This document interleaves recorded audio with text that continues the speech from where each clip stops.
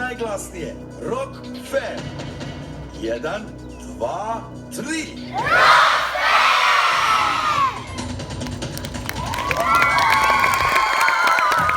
Pa dobro, ja sam očekivao da ću bar nešto korisno dobiti, ali imamo jedan prazan papir, drugi prazan papir i treći prazan papir. Bojane, To nisu prazni papiri. ovde kao treba da piše šta ja treba da radim. Ali piše. I rekviziti su ispod stola, šta ima ispod stola, nema ništa. Piše. Ajde reci šta piše. Brate, piše, napisano je nevidljivim flomasterom. Ne! Jer sad piše nešto. Piše, snimi najbolji video sa publikom. Gde to piše? Pa evo A čekaj, ovdje. neko hoće da snimi video sa vama. Eto Dobro. vidiš. Ali, samo to. Ne, imam ideju. Znači, on ima najgore glupe ideje, znači, hoću da vidim šta vi kažete.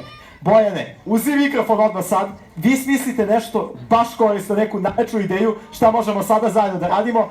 Ko ima ideju, neka digne dva prsta i Bojan će doći da ga pita. Jel ima neko ovdje ideju? Da čujem. Nešto baš zabavno što bi mogli sad da uradimo, a da bude nešto, što je razumete, ti nešto misliš? jako cool, da vidimo. Neka izazove. Izazove. Ali koje? Okej, neki izazov možda, šta kažete na to? Da! Da, Neki predlog. Da snimimo video. Dobro, to je ali dobra šta? ideja zapravo. Ima Ali šta neko pa- neku dobru ideju za video? Koju? Vi ste sad svi youtuberi. Snimati i pokazati to cijelom svijetu. Dobro.